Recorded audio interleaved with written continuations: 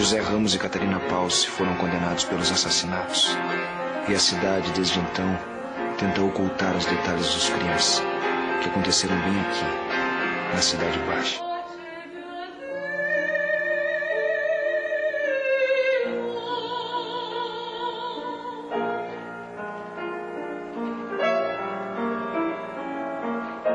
Este volume faz parte de um conjunto de 3 volumes que se formaram no processo que a Justiça Pública moveu contra José Ramos, Catarina Palce e outros cúmplices nos chamados crimes da Rua do Arvoredo. Tudo aconteceu quando a polícia prendeu um tal de José Ramos, que era um informante da polícia, por sinal, naquela época. Mas o homem foi preso por ter assassinado um comerciante português chamado Januário e também o seu caixa, o seu auxiliar. Ao ser preso, o José Ramos e também a sua amante, Catarina Palce, a polícia descobriu o cadáver de Karl Klausner. Durante o julgamento por esses crimes, tomada de um remorso, o que essa mulher fez? Começou a dizer que 6 outros haviam sido mortos ali. Os mortos tinham sido transformados em linguiça.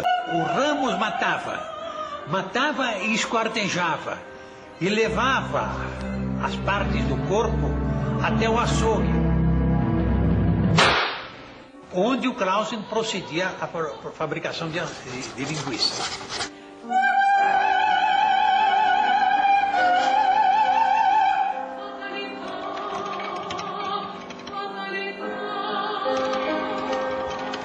Sherlock Holmes já dizia que todo assassino tem uma personalidade complexa. Mas o caso de José Ramos chamou a atenção no mundo inteiro. Até mesmo o célebre Dr. Charles Darwin, autor da teoria da evolução das espécies, tomou conhecimento dos crimes e escreveu em Londres sua visão sobre eles. Informa-se que no extremo meridional do Brasil, na cidade de Porto Alegre, um grupo de perversos matou várias pessoas, usando sua carne para fazer linguiça, que não só comeram, como induziram os habitantes a comê-la. O temor de que a humanidade perca sua posição nobre e volte à bestialidade é infundado, mas regressões ocasionais sempre ocorrerão. Há um chacal adormecido em cada homem. José Ramos, ele era nascido em Santa Catarina. Quando o rapaz, o adolescente, ele matou o pai. Ele matou o pai porque, segundo ele, o pai estava maltratando violentamente a mãe. E acudindo em socorro dela, ele se engalfinhou com o pai e acabou matando. Fugiu para o Rio Grande do Sul, onde se alistou como soldado. Isso algum tempo depois da Revolução Farroupilha, da Guerra dos Farrapos. E como soldado, ele demonstrou grande diligência e capacidade. Mas teve problemas de disciplina. E não foi desengajado, mas continuou vivendo como informante da polícia. Informante da polícia, acho eu que ele ganhava insuficientemente e resolveu procurar um outro meio de vida, que seria esse através do laticínio.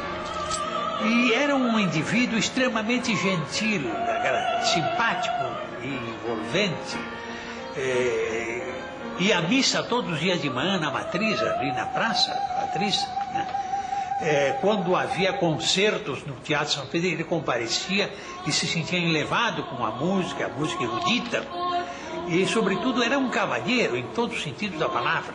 Foi por aqui, onde hoje é a Rua Fernando Machado, a antiga Rua do Arvoredo. Dizem que por aqui ficava a casa onde viviam José Ramos e Catarina Palce. Para cá eram atraídas as vítimas. O José Ramos ou Catarina traiu uma pessoa à sua casa na Rua Fernando Machado. Há um caso, pelo menos, em que a vítima, né, teve relações sexuais com a Catarina. E depois disso não se pôs a jantar. Foi quando o José Ramos atacou pelas costas e o matou. Mas se geraram mortas lá dentro da casa. Salvo uma que tentou escapar e ele a pegou. E lá ele próprio esquartejava. Colocava numa caixa e transportava numa carreta para o açougue de Clausen, na Rua Riachuelo, na Rua da Ponte. Ali perto da Igreja das Dores. Além de Catarina, o açougueiro alemão Carlos Klausner era uma peça-chave na engrenagem criminosa de José Ramos. Os dois tornaram-se amigos e andavam juntos, no inverno de 1863. Mas em agosto daquele ano, Klausner parece desgostoso e confidencia a seus conhecidos que pensa viajar para Montevidéu, no Uruguai. Com a notícia, Ramos rompe sua amizade com ele. Dias depois, o açougueiro desaparece. Klausner queria se afastar de tudo e viver em Montevidéu. E acho que isso aí contribuiu fortemente para o assassinato de Klausner. O medo de uma possível delação de Klausner teria levado Ramos a executá-lo.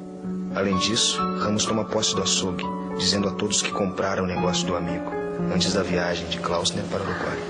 Depois de ter morto Klausner, ele deixou de fabricar, claro. Não só o Klausner, como o próprio Ramos. O Ramos não sabia praticar, exercer o ofício. E tanto assim que ele mata Klausner, enterra no quintal, né, e depois mata o caixeiro do comerciante por ali, também enterra no quintal. Porque ele não sabia o que fazer com o cadáver. E esse desaparecimento desse comerciante chamou mais atenção, e depois o caixeiro, né? O menino entrou na casa do José Ramos, ele não saiu mais e o cachorrinho ficou esperando. E quando a polícia veio, encontrou ainda o cachorrinho. O diário da Catarina é que serviu de pista ou de ponto de partida para a elucidação da fabricação de linguiça de carne. E foi ela que tomou a iniciativa, isso foi no ano de 1868, de dizer que várias pessoas tinham sido levadas por ela para a casa da Rua do Arvoredo, por sugestão do Klausner, para serem mortos pelo José Ramos e transformados em linguiças. Ambos foram condenados, né? Ele foi condenado à morte. Mas eu não tenho informação sobre um indulto. Mas presumo que ele tenha sido indultado por dois fatos. Porque aquele imperador, Dom Pedro II, ele sistematicamente indultava os condenados à morte. Ele aborrecia a pena de morte. E o fato de que José Ramos continuou vivo. José Ramos sempre negou os crimes até o fim da vida. Morreu cego, doente e sozinho, na Santa Casa de Misericórdia, no ano de 1893. Catarina é posta em liberdade em junho de 1877, após cumprir integralmente sua pena. Ao morrer em 1891, é enterrada como indigente no cemitério da Santa Casa. Mas seu depoimento na prisão permanece até hoje como um enigma na história da cidade. Os mortos não precisam de dinheiro, mas nós tínhamos direito a isso. Pelo sofrimento que tínhamos passado, ele dizia. Meu marido matava e esquartejava as vítimas. E o açougueiro Klausner desossava e moía a carne. Temperava com sal, pimenta e outras especiarias. Misturava com carne de gado e enchia as tripas fazendo linguiça. Os ossos eram incinerados no pátio do açougue. E a linguiça era vendida aos mais nobres membros da sociedade gaúcha. Claro que a cidade sempre negou este fato, né? Mas esse caso do José Ramos não foi o único caso de canibalismo. Eu acho que há um chacal adormecido dentro de cada homem. Chacal esse que é contido e reprimido pela ordem civil, pela sociedade, mas que ao menor distúrbio irrompe e se manifesta. Sempre houve na civilização ocidental casos de canibalismo. Mas aqui, o curioso é que José Ramos e Catarina não praticaram isto. O que eles faziam era a venda através do açougue de Klausner, ou então que ele pessoalmente distribuía como presente na casa de pessoas poderosas, até mesmo o presidente da província, o bispo, juiz, ou seja, pessoas importantes da sociedade. Tanto que muitas senhoras, quando saíam da missa muito cedo, né, acompanhadas das suas escravas, né, na saída mandavam as escravas comprarem linguiça no açougue de Klausner. Não era com objetivo de lucro. Eu me pergunto se seria uma forma de vingança dele contra uma sociedade que ele considerava injusta para com ele. Ou seja, isto é um ponto a esclarecer. É um dos mistérios do caso. Tu ainda não me disse teu nome. Catarina.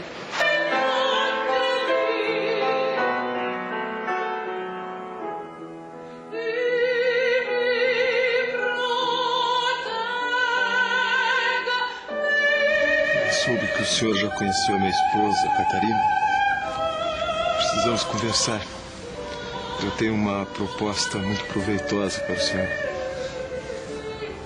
Por que o senhor não vem jantar hoje à noite lá em casa?